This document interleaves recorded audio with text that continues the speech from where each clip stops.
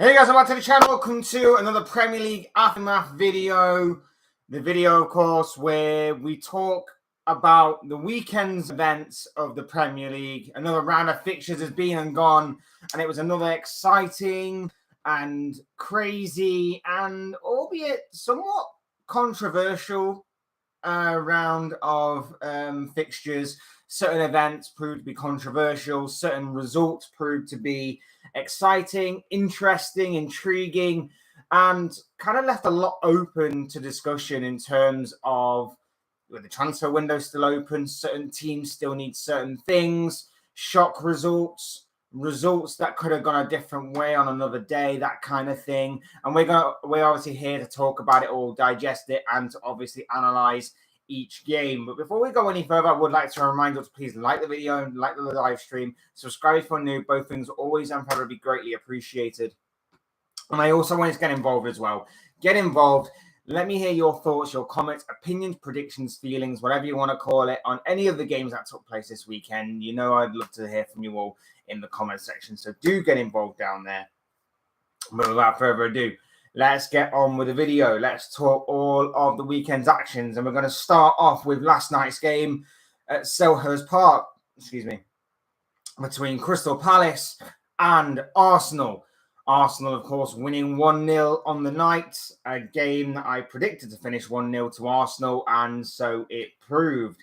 Martin Odegaard was a difference maker on the night, scoring from the penalty spot after a lengthy VAR call on, I think it was Nketiah. Was it Nketiah? I think Nketiah went down in the penalty area under the challenge of the goalkeeper, Sam Johnston, and Arsenal went on to win the game. It was a bit of a nervy ending to the game. The final third of the game saw Arsenal down to 10 men after Tomiyasu picked up his second yellow card of the game. The first one was for time wasting. The second one was for a extremely soft foul on Jordan Ayew. He was judged to have pulled his shirt, tugged his shirt. It looked extremely soft to give away. The whole time wasting thing obviously is a bit dumb to pick up a card for, especially with it being so early in the second half. I think there was something along the lines of 6 or 7 minutes between both yellow cards. So on the hour mark, Tomiyasu was just trying to slow the game down as it was with time wasting. So that might be a bit dumb, but it seemed extremely soft and hard done by that he'd pick up a second yellow for the smallest of touches. It was the smallest of touches on Ayew, and as soon as Ayew felt it, he played and conned the referee. In my opinion, I don't think it was a foul. I don't think it was a yellow card offence. He played on it, and in some ways, fair play. It didn't exactly work out to the best of Palace's ability because they weren't able to go on and find an equaliser despite pressing forward and penning Arsenal back for the final 20 odd minutes or so. But Arsenal withstood the storm and managed to claim the 3 points and a clean sheet. And it wasn't the most convincing. I know they had chances in the first half. I know that Nketiah should have done better with a chip over the goalkeeper that he failed to execute properly. And no, he also hit the post in that same first half. But it wasn't an amazing performance by Arsenal. It wasn't great. But in saying that, they get the 3 points. They get the clean sheet. And Selhurst Park is always a notoriously tough place to go, wherever or whoever you are. So to get the 3 points and a clean sheet at a tough away ground at Selhurst Park is a very, very, very good result. And they can move on, and Arsenal make it 2 wins from 2, 6 points from 6. Very, very good start for them. They, of course, maintain pace with Manchester City and Brighton, of course. Brighton we'll get on to a little later, scoring goals for fun of the Seagulls. But yes, very good result for Arsenal. Extremely interesting to see where they go from here. There's just a couple of concerns for me in terms of the defence and the depth that they have in defence. The fact that they're having to play Thomas Partey as a right back, Tomiyasu as a left back, it seemingly, and I know that they lost Julian Timber as well, but it just seemingly suggests to me that the back four, particularly the fullback positions, need strengthening. Kieran Tierney can't even get anywhere near the starting lineup, and it seems like he's going to be out the door between now and the end of the transfer window. Something strange there. Whether Arteta just doesn't like him, I don't know for sure what the ins and outs of that kind of situation is. But to me, Tierney, when he's fit and when he's ready, Tierney for me is one of the best fullbacks in his position in the league. I liked Kieran Tierney a lot. I just think that injuries have hindered and hampered and extinguished his career a little bit at Arsenal. I just worry for Arsenal's depth in the back line. I do. I just worry about their defense, about their depth in the fullback positions, especially. So very interested to see what Arsenal fans take on that is, whether they're going to go out and look for fullback positions. But a very good result for Arsenal nonetheless. Clean sheet, 3 points, 1-0. Martin Odegaard on the score sheet. Very, very good performance and result by the Gunners. Moving on to Man City 1, Newcastle 0. Same scoreline as what Arsenal did, but on Saturday night, Manchester City and Pep Guardiola took on Newcastle and Eddie Howe. This was seen, in my eyes, as the biggest game of this round of fixtures. The main event of this round of fixtures took place Saturday night between these two sides. I was a little surprised in certain ways by how this game went. I know that Newcastle had spells in the game in which they were on top, and I know that they had a couple of good opportunities to maybe create more from. But ultimately, City executed their game plan to perfection, and they were very, very dangerous throughout the entirety of the game. And, Julian Alvarez was a difference maker on the day, and an extremely well-taken goal. Like, brilliant play from Phil Foden, who I thought was excellent throughout the entirety of the game. In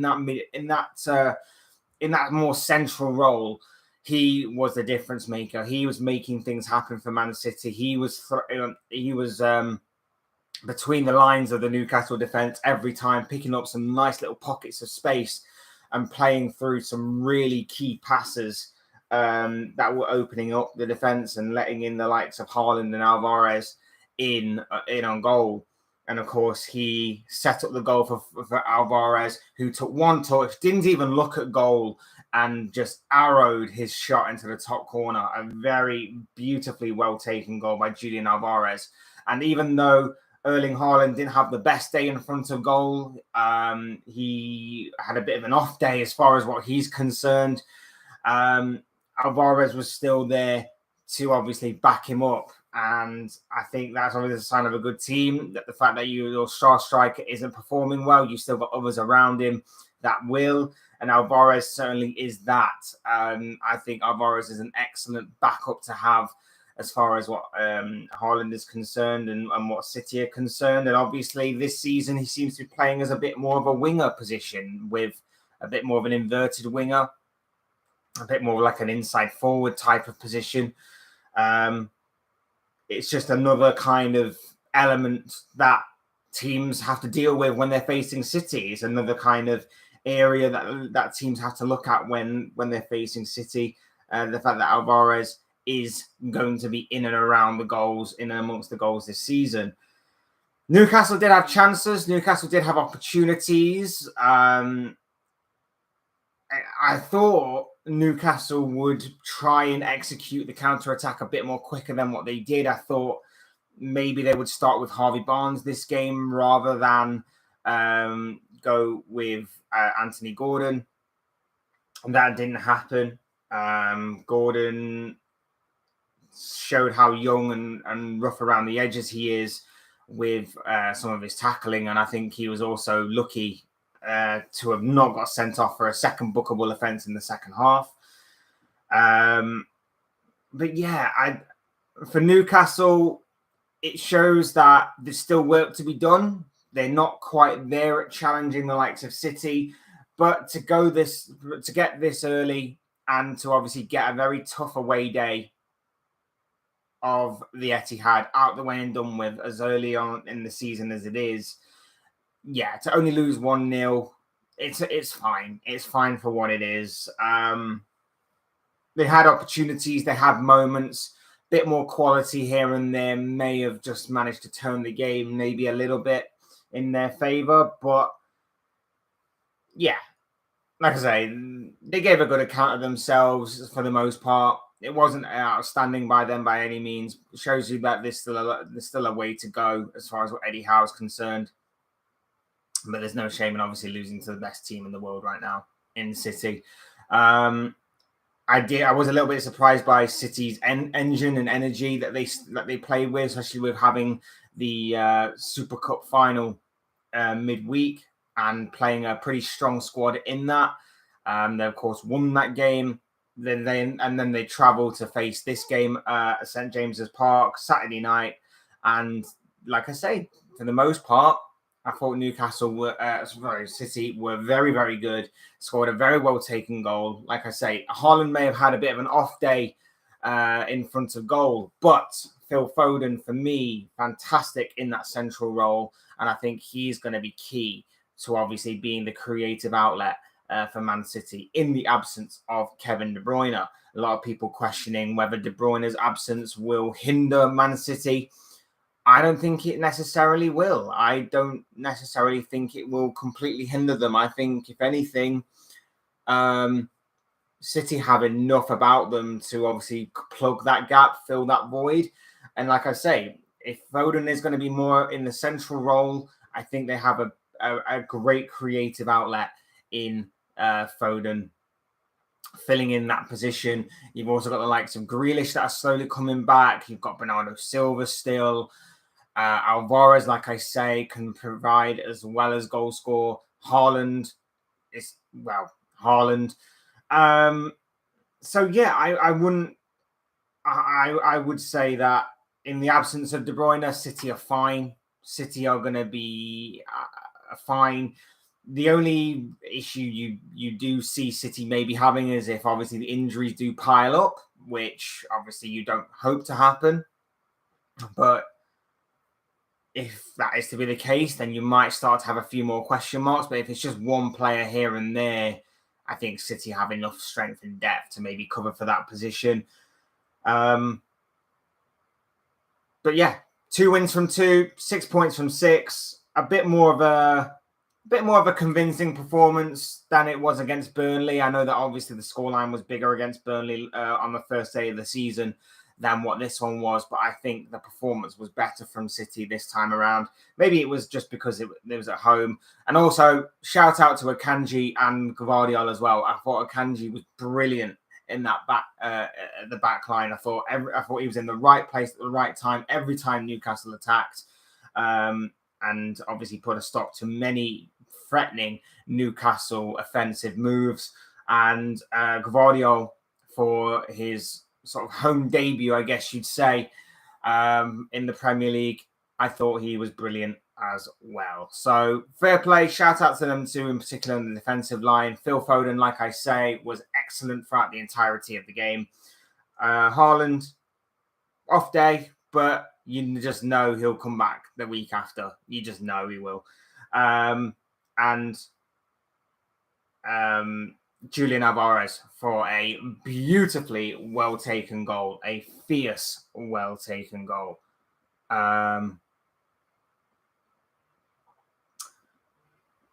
Next up, we have got a team that didn't take their chances and it resulted in a shock defeat. West Ham 3, Chelsea 1. Now, the Hammers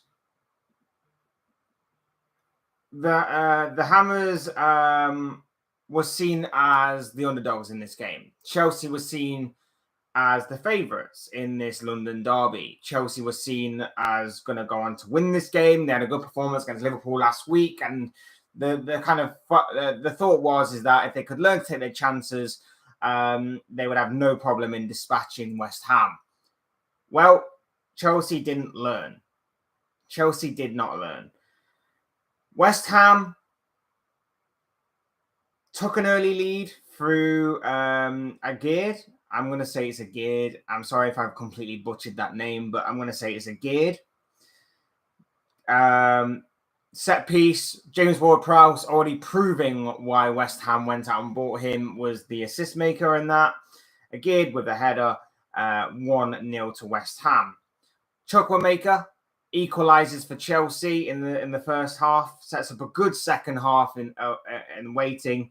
Mikel Antonio makes it 2-1 in the second half, and then right at the death, a penalty to West Ham is dispatched by Lucas Paqueta. And amongst all that, Chelsea did have a penalty themselves, which was saved by the goalkeeper from Enzo Fernandez. And Chelsea had a ton of chances between then and the red card, which happened in the second half as well. Odegaard was booked, second bookable offence, and was sent off. Chelsea had a ton of chances in this game. A ton of chances that they just didn't take. And again, main focus on Nicholas Jackson up front. He looks very, very good. He looks like he's going to become a great striker in the future. But for the here and now, he's too rough around the edges. He's too raw. You've got a guy there who gets in the right place at the right time. He's got a good striker's instinct. His build-up play is good. He's got good strength, good intelligence, and knowing where to be. But his finishing and his composure needs work on, and it needs experience. It needs work. It needs to be worked upon. It needs to be finely tuned.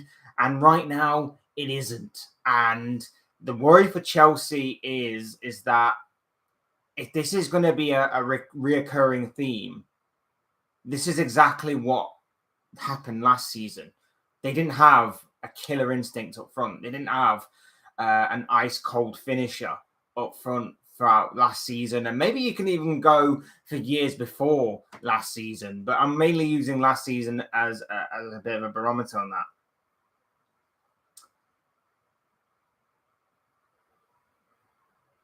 My issue is Jackson eventually going to come good this season? That they need it, because let's face it, they spent a lot of money, and Champions League football is the bare minimum. I know we're only 2 games in, but Champions League is the bare minimum that this club should be achieving this season. I'm just wondering, is Jackson going to come good? Is Nkunku, who is unproven in this league, but obviously comes in with a big reputation, going to be the saviour when he eventually returns from injury? I don't know. And that's where I question whether Chelsea need to go back into the market for a proper striker or not. I do some Vlahovic. Or do they go back in for a Victor Osimhen? Do they make another statement signing in signing a player like Victor Osimhen? In my opinion, they probably should. They probably should go out and get another striker. Like I say, Vlahovic's name has constantly been mentioned. Osimhen was mentioned at the beginning of the transfer window. Talk has kind of died down on him a little bit. Maybe there might be another striker out there that maybe Chelsea have their eye on, or anyone else has their eye on that maybe Chelsea could swoop in on.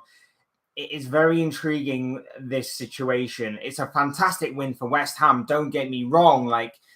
I think the scoreline does flatter them a little bit, and ultimately they did ride their luck a little bit. And like I say, if it hadn't been for some poor finishing by Chelsea, and ultimately a little bit of poor defending in certain cases as well, especially for a couple of the goals in particular, it might have been a different story. But take nothing away, West Ham took their chances when they fell to them. Chelsea didn't. That was the difference on the day. That was the story of the day. You just worry for Chelsea is Nicholas Jackson going to eventually come good, or are Chelsea fans' patience going to run out? Because we do know that Chelsea fans and patience don't exactly go together hand in hand. So that will be interesting to obviously note going forward. Chelsea obviously take on Luton on Friday. That one could be very interesting. Luton will obviously have the extra time to have rested and prepared for that game. Chelsea should be beating Luton. Nothing's ever a given in the Premier League, but that could be a good opportunity to get a few goals in, rest some of that worry, I guess you'd say, from Chelsea fans, certain Chelsea fans that may be a bit worried about the lack of goals and the lack of composure and finishing in front of goal. So it could be a good opportunity for the Blues to maybe get points on the board, get that first win under their belts, and of course, start scoring some goals. But that was a difference maker. And going from one team who failed to take their chances to another, that brings us to Manchester United, who were beaten by Tottenham 2-0 at the Tottenham Hotspur Stadium.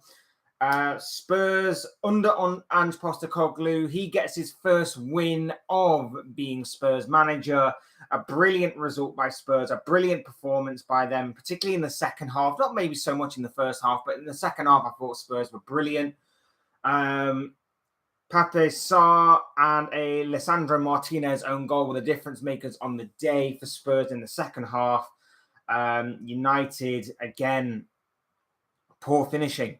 It's the same as Chelsea. It was poor finishing. United had a ton of chances, particularly in the first half, that they just didn't take, whether it was through Bruno Fernandes in particular.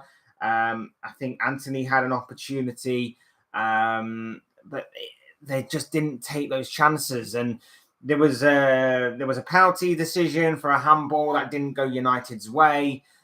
Again, was it a penalty? Was it not? I've seen them given. I've also not seen them given. I feel like it was very similar to the one that Liverpool shouted about last week when they were facing Chelsea. And it wasn't given then. It wasn't given this week. So personally, for me, I see it as...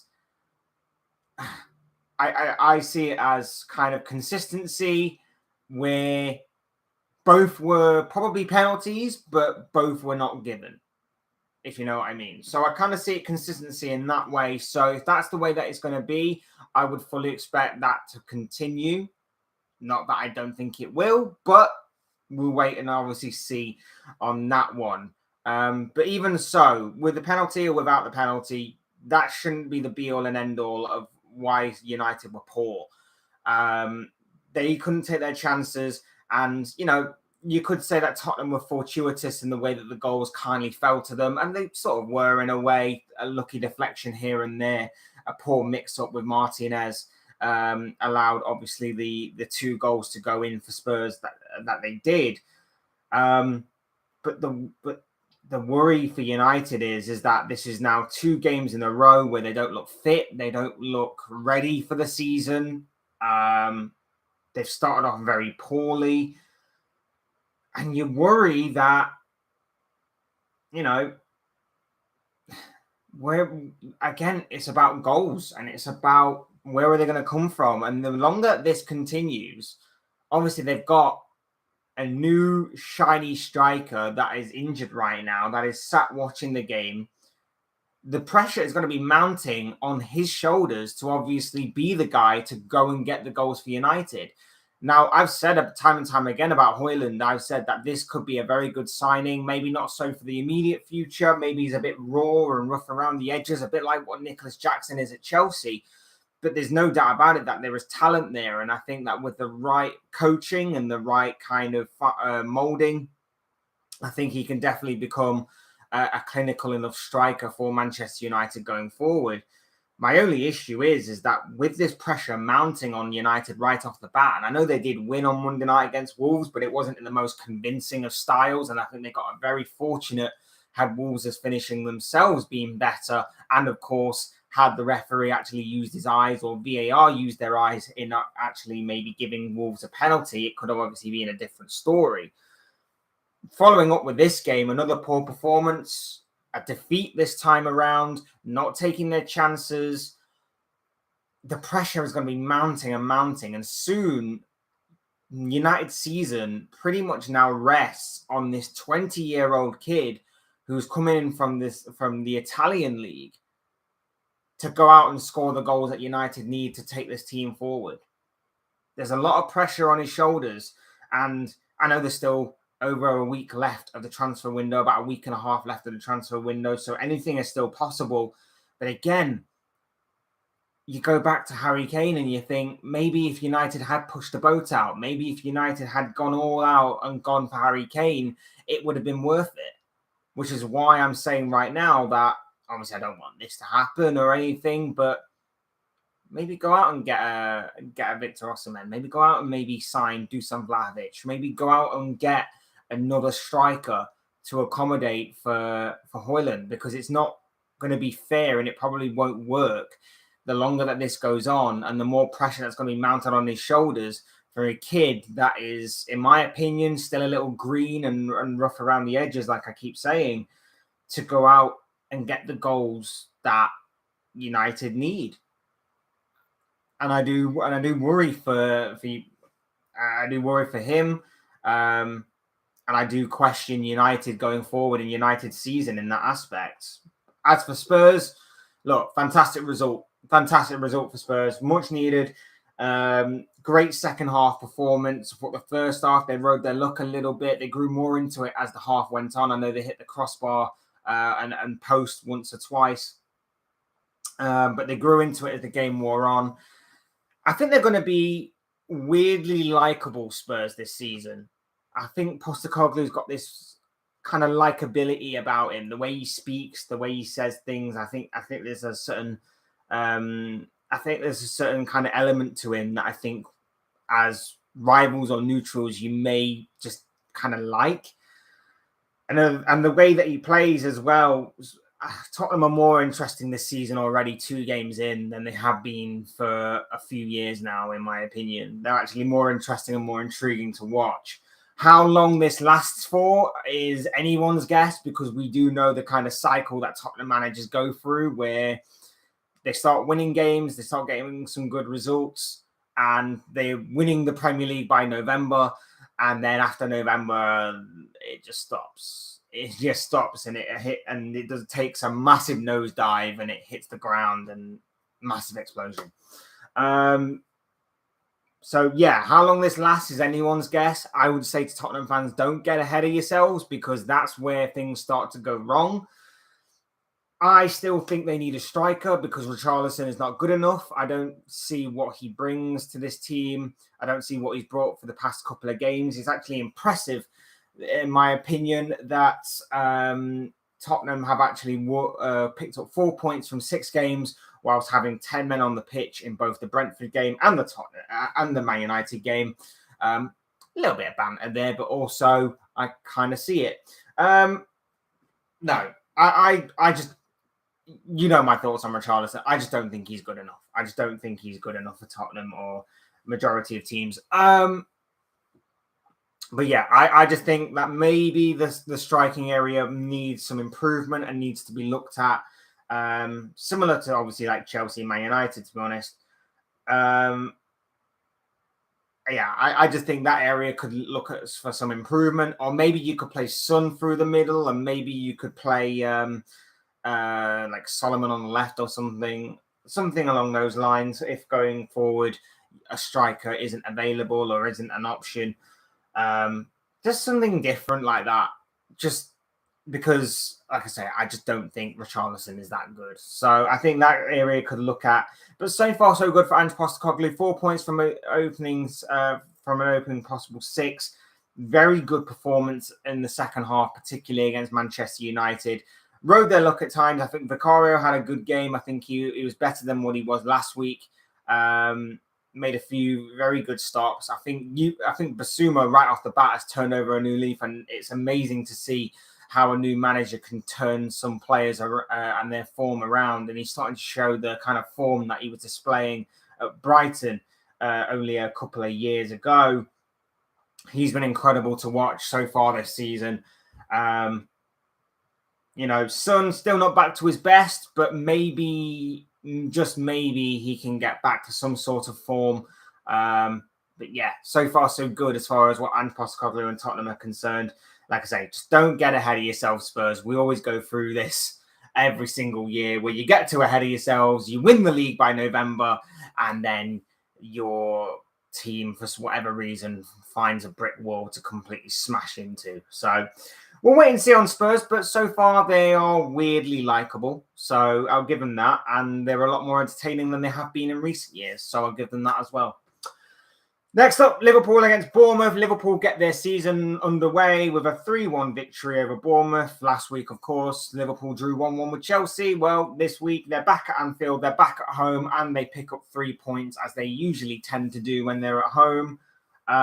Against Bournemouth, 3-1. It was a poor start from Liverpool. The opening 20 to 25 minutes was nervy. It was awkward. It was baffling to see how they looked like they didn't even know how to play football. Bournemouth opened the scoring. Semenyo taking advantage of some absolutely abysmal Liverpool defending. Luis Diaz, though, just before the half-hour mark, gets an equaliser with a very well-taken acrobatic effort. Mohamed Salah puts Liverpool in front. He initially misses a penalty that was won by Dominic Szoboszlai, who was absolutely phenomenal the entire game, in my opinion. Salah initially misses the penalty, well saved by the goalkeeper, but there was nothing he could have done about the rebound. Salah wandered up to the rebound and smashed home, making no mistake at the second time of asking. Diogo Jota rounded off the game with a poacher's effort after Szoboszlai's effort was saved by the goalkeeper but spilled out for Jota to pounce. That was after Alexis McAllister, of course, was sent off for a straight red card for his challenge. An absolutely stupid decision, in my opinion, a ridiculous decision, in my opinion, in regards to that one. I don't understand how the referee or VAR got to that conclusion that it was a straight red card. Very strange, in my opinion, that was the case.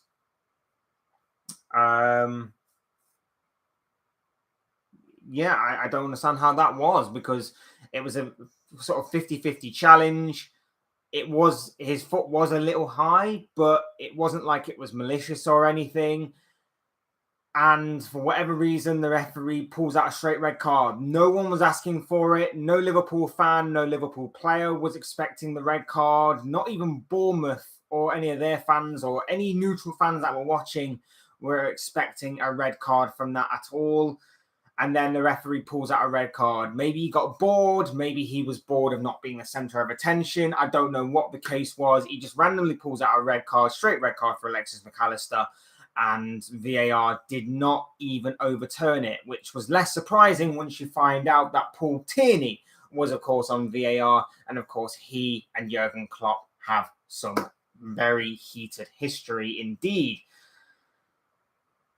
That kind of overshadowed things a little bit as far as the game goes. Liverpool are seemingly set to appeal that red card. I said in my reaction that I don't think Liverpool will get the overturning that they want. I think at best he might receive a 2-game ban rather than a 3-game ban, because let's face it, with VAR now, it's sort of a referee safety net where if they make a stupid decision, they'll have their mates backing them up. So for the most part, I don't see it being overturned, which is stupid and wrong in my opinion, because it should be pretty much overturned. As there was no malicious intent about it. It was a yellow card maybe at most, and I've seen worse challenges happen in previous games, or even in that same weekend I saw I saw worse to similar challenges go unpunished in that regard. I saw last season Tyrone Mings absolutely take out Cody Gakpo's stomach with his studs and receive nothing. I also saw Anthony Gordon this weekend go down the sort of calf. I think it was the calf of a Man City player, to which he got a yellow card for. More malicious, more intent than McAllister's. in certain ways, but he only got a yellow card for it whilst McAllister's got a red card. Explain. I just don't understand it. Like I say, I'm not expecting it to be overturned because it's the FA and they always look out for each other. And if they make a stupid decision, they normally get backed up by their mates. And even and to the point, I think Mike Dean was on like Soccer Saturday or something, and he basically backed up the referee in that regard. And he basically said that the red card to McAllister was the right call. So there you have it. Liverpool's appeal. I'd be very surprised if it got overturned to a full extent. And if that is to be the case and it doesn't get overturned, there's a 3-game ban for McAllister, and he's already missing an important game right off the bat, in which obviously Liverpool go to Newcastle next Sunday, which will be a massive game indeed for the Reds and for Newcastle for that matter. But there we have it. So, yeah, another dumb call by referees. A number of poor decisions from referees this week. We already talked about Tomiyasu's second yellow, which was poor by the referee. We talked last week about the decision for Wolves not to get a penalty against Manchester United, the potential handball between Chelsea and Liverpool. Again, that was more 50-50, but again, it could have been, it could have not been. Yeah, so again, if you're tallying up and making a record of dumb referee decisions, add this one to your list, because I don't understand how this was a red card, and I think a lot of you as well did not understand how this was a red card as well.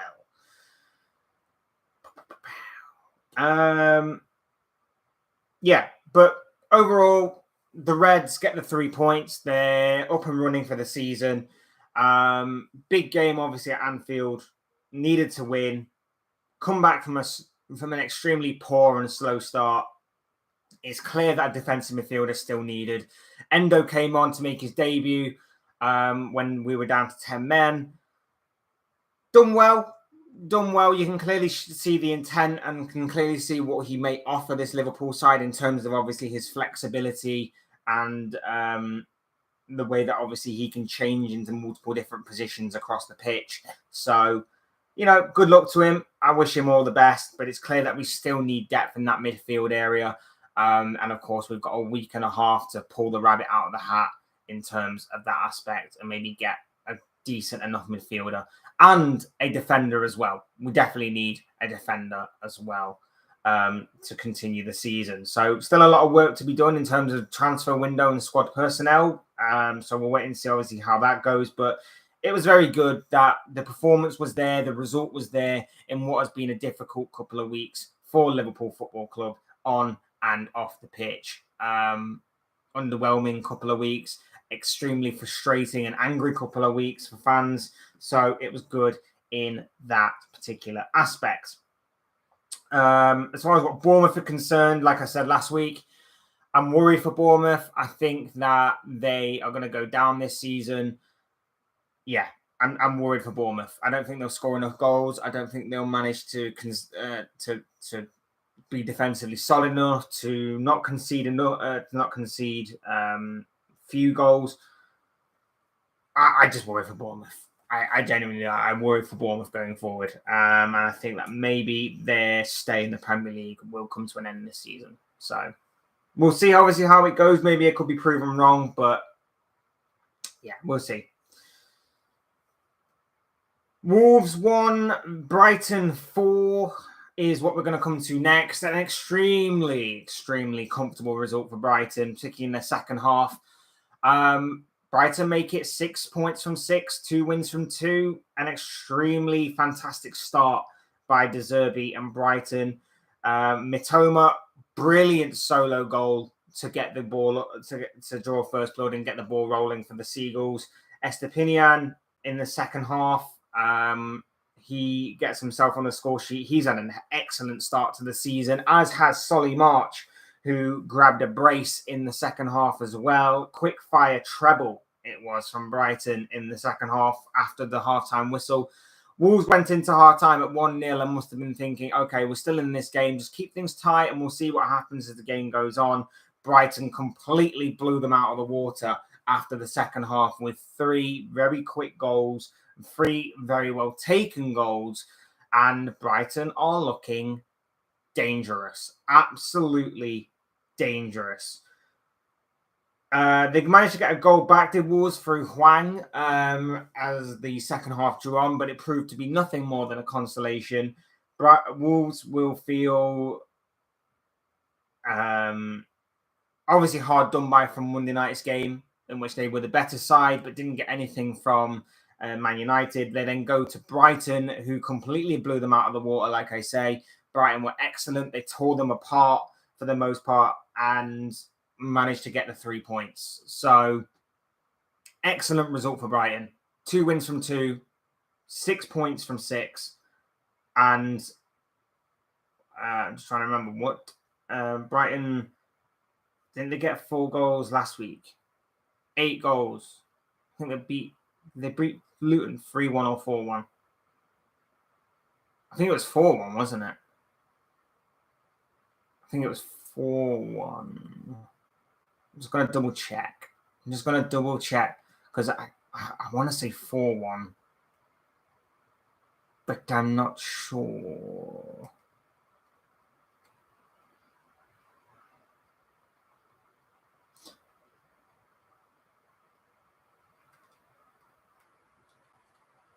It was 4-1. So consistency as well as far as what Brighton are concerned. 4-1 last week, 4-1 this week, 8 goals scored, 6 points collected, 2 wins from 2. Fantastic start to the season by Brighton. And they are looking dangerous. They're looking fit. They're looking ready. They're firing on all cylinders right now. They are looking extremely dangerous. And they're getting goals from all over the place. Estepinian's popping up with assists and goals from himself. Mitoma is back on the score sheet and backfiring. Solly March has got 3 goals in 2 games. You got João Pedro there, who's only going to get better. You've got the likes of James Milner providing experience, Dahoud alongside him providing legs in that midfield. This Brighton side are building up to be dangerous. How far they can go is anyone's guess. We'll see, obviously, as the season draws on. They've, of course, got European football to contend with as well. We'll wait and see. We will definitely wait and see as far as what Brighton are concerned, but it is going to make a very interesting and intriguing viewing. That is no doubt about it.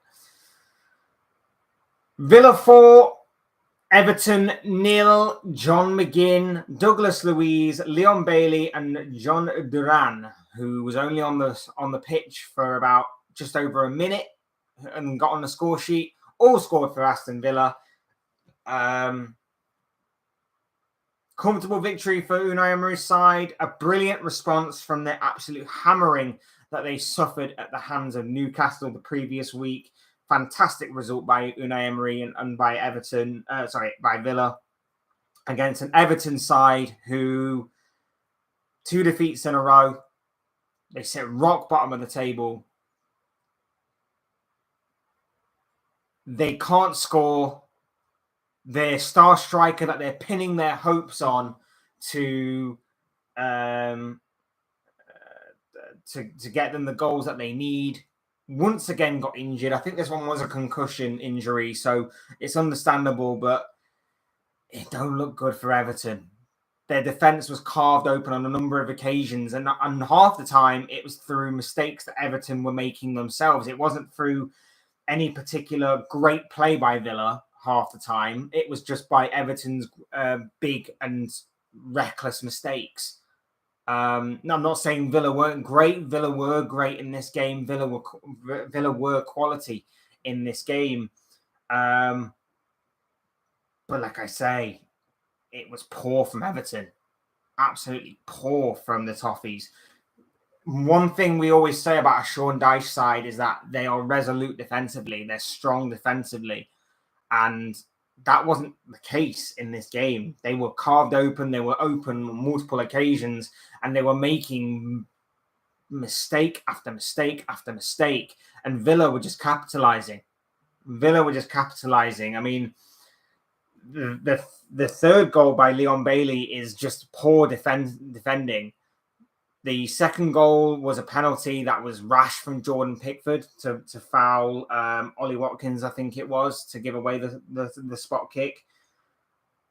And the fourth goal, just a poor throw-in that ultimately led to just being weak in a 50-50.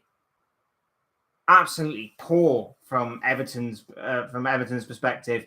For Villa, they get their season up and running. Last week they'll be hoping a one-off. So, to get back to winning ways, to obviously make up that goal difference as well in that time. Their season, you would imagine, starts now. Fantastic result, 4-0, 4 goals, back at Villa Park. They're going to be difficult at home this season, very difficult, I would imagine. 4 goals, clean sheet, scoring all around. If they can get Watkins on the score sheet at some point, obviously that would be even better for Villa. And of course, it could have been even worse as well for Everton if it hadn't been for the post and even Jordan Pickford to an extent, obviously keeping the score to just the 4 goals. He was brilliant to deny Moussa Diaby's effort in the first half. Diaby absolutely scorched the ball. Perfect timing of a volley that was saved by Pickford onto the post. So could have been even worse for Everton, but it was just the 4 goals for Villa in the end. A fantastic 4-0 victory. And yeah, I'm very intrigued to see how Aston Villa do this season. And as for Everton, I think they'll be okay. I just worry about their goal scoring. They don't have a goal scorer. And every time that they do manage to get Calvert-Lewin back, he just seems to then get injured again. Neil Maupay is a hit and miss striker. He'll hit for one game, he'll go missing for the next 10, and then he will come again in the next one. So yeah, he's a 1 in 10 kind of player. Is Neil Maupay is what I'm basically trying to say. But yeah, fantastic result for Villa. Worrying times for Everton. We'll see how it goes from there. Fulham 0, Brentford 3, Vissa and Mbeumo once again tearing defences apart as Vissa scores the opening goal of the game and Mbeumo scores a penalty in the second half and then goes on to round off the performance with a tap-in. Brilliant performance by Brentford. Wasn't just that Fulham didn't create chances. They created a couple of opportunities. They hit the post on a couple of occasions. But ultimately, it wasn't enough to deny the clinical edge of Brentford, and also Brentford taking advantage of a couple of defensive errors as well. Vissa taking advantage of a poor back pass by Diop to obviously capitalise, round the goalkeeper and fire into the back of the net. Mbeumo scores from the spot kick, as mentioned before, and then a tap-in of a well-worked move down the right-hand side by Brentford that resulted in the simplest of finishes for the Brentford man, who is in my dream team and is firing on all cylinders. I couldn't be happier about that. Great performance in this London derby by Brentford. I thought it would be a much closer encounter than what it actually turned out to be. I just worry for Fulham. I worry for Fulham in the way that they've lost Mitrovic. They've replaced him with seemingly Raul Jimenez, who hasn't been the same Raul Jimenez since obviously his big injury that he suffered. I just worry in that aspect about him. I worry in the aspect about Fulham. I don't think there'll be the same Fulham side that we saw from last season. I don't think it'll be as comfortable for Fulham as it was last season. And I think this is kind of proof of that. Whether or not they can obviously regroup and go again is obviously going to make for intriguing viewing. But yeah, I've always said all along, I don't think Fulham will have as good of a Premier League experience this time around as they did last season. And as for Brentford, 4 points from their opening 2 games. A point against the Spurs side, who we didn't know really what to completely expect from them, and a win against the Fulham side, who proved to be difficult to beat last season at home. A good away win for the Bees, good win for Thomas Frank, and everyone was saying, how are they going to cope without Tony? Well, Vissa and Mbeumo so far have been excellent, and they have constantly been excellent. Anyone who's seen the games where Tony has been absent in previous years has known that Vissa is a fantastic stand-in for Tony, and then Mbeumo just goes up another level whenever Tony isn't there. So Mbeumo and Vissa are often firing this season. They're often running this season. Brentford are doing very, very well, and it's going to be very intriguing to see how they continue to progress this season. They're always difficult to beat. They play some great football at times to Brentford, and it's only going to get it more interesting from this point forward. And finally, because it was only 9 games this week due to Luton and Burnley being called off for obviously pitch renovations at Luton, Nottingham Forest and Sheffield United played in a Midlands clash on Friday night, in which Nottingham Forest left it late but managed to pick up all 3 points. Tyrone Awoniyi grabbed a very early goal, very well taken header from Serge Aurier's cross. Hamer in the second half scored a brilliantly well taken goal, seriously a quality goal from the Sheffield United man, curling the ball into the top corner, a beautifully placed effort to equalise, and substitute Chris Wood of all players managed to be Forest's hero, get them their first win of the season. Again, Aurier being the provider, Chris Wood with the header. 2-1 Nottingham Forest it finished on your Friday night viewing. For me, Forest need Awoniyi. That's it. Forest need Awoniyi to be fit and firing all season, because this guy is giving them massive hope this season. He also had a goal in the second half that was chalked off for offside. I said last season when Forest signed him, this is going to be a very underrated piece of business, and I'm being proven right on this. I like him. His hold-up play, his team building, his work ethic. I like him a lot. I think this guy is quality, and I think he's a good signing for Nottingham Forest, and I think he works out brilliantly for the way that Forest want to play. The only issue they have is just keeping him fit and firing. I know that he's building up his fitness, so that's why he was taken off for Chris Wood, and it worked out this time around in terms of obviously Chris Wood getting on the score sheet and being the match winner. But for me, it wasn't the best of games in terms of quality, but in terms of work ethic and hard work, it was good in that aspect, and it was fun to watch. And ultimately, it was sort of like watching a championship game. There was a lot of heart, there was a lot of fiery tackles and everything, but there was not that great quality that was there. I think for the first half an hour, I think Forest were in control. They bossed it and they looked dangerous going forward. And then after that half-hour mark, Sheffield United grew into the game more. Their direct play was causing Forest all sorts of problems. And in the end, their pressure told, and that's why they got the equaliser. Like I say, that Hamer goal, quality, absolute fire that goal was. He gets the equaliser. And from there, you're thinking it's anybody's game. Forest bring on Elanga. Forest bring on Chris Wood. Like I said, they look dangerous on the counter-attack, the Forest, but Sheffield United still have that threat about them themselves. And then in the dying stages of the game, Chris Wood pops up again. Serge Aurier with the delivery. He's done pretty well since obviously going to Forest. And like I say, a couple of assists here for him. Aurier with the delivery, Wood with the header. And it's 2-1 Forest. They get their season completely underway. First win of the season, getting back to winning ways. And like I say, last season it was their home form that kept Forest up. Maybe it could be the same again. The City ground was electric, at least for the first half of the game. And again, they always travel in their numbers to Forest. And it's just their home form that kept them up last season. I wouldn't be surprised if it's their home form that is a big part of why they stay up again this season. They are very good at home, very difficult. It's very awkward away from home. They'll have to pick up a few more points. And maybe you would feel that maybe with Awoniyi being there, if he's going to be there more this season, maybe they will do that.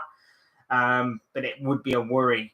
And I'd be saying to Forest, wrap this guy in bubble wrap, because this guy is your saviour right now. I will say once again, Brennan Johnson, I don't understand what the hype's about with him. He's got pace, but that's about it. Ilanga, that guy's electric.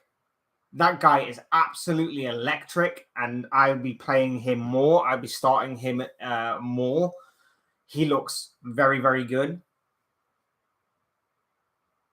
Forest have got some things to hang on to there, and I think Ryan Yates changed the game as well when he came on. I think he got a bit more control in that midfield for Forest. Like I say, for Forest, I think they've got some players to hold their hats on and to sort of go forward with. For Sheffield United, you do worry about them. You do worry about their goals. Like I say, they've got a way of playing which is horrible for any defense in terms of being extremely direct. Like I say, the amount of times that they tried to take the ball down the wings and be more direct in behind the Forest back line. The Forest back line, by the way, was chaotic for the most part. There was it was like they'd never played together before, that Forest back line. Like the amount of times that a long ball would go in and they'd be confused and be a bit all over the place. There was one moment where McKenna and I think Worrell got in each other's way over a long ball, and it allowed the Southampton striker, whose name escapes me, to go one-on-one with Matt Turner, and Matt Turner produced a very good save to deny him. Just, if they can do that to some of the defences in the Premier League, and they'll cause problems. They will cause problems. It's just about whether or not they have the quality to finish those chances when they do present themselves. So you do worry about that for Sheffield United. You do worry about them going forward. But for Forest, like I say, home form gets off to a good start. A 2-1 victory over Sheffield United. And like I say, wrap Awunye in bubble wrap and start Elanga more, because he is electric. He is electric. Awunye is a force to be reckoned with up front in terms of his finishing and his hold-up play. I think that those two in particular can strike up a very good partnership that will go and take Forest forward and maybe get them a few more points this season than they did last campaign. But those are just the thoughts, comments, opinions, predictions, feelings, whatever you want to call it, on the Premier League Aftermath show, in which we talk about all the Premier League games that have happened this past weekend. I'd love to know your thoughts, your comments, opinions, predictions, feelings, whatever you want to call it yourselves, on all of the games that took place in match day 2 of the new Premier League season. Do leave them down below in the comment section. Otherwise, hit the like button on the way if you enjoyed the video. Subscribe if you're new or want to see more content like this. Both things are always and very greatly appreciated. And of course, as I always say, thank you all so much for watching and listening. I've been Fletch. This has been another Fletch Talks video. I will see and speak to you all again soon in another video or live stream or whatever it may be. Cheers, guys. Have a good day.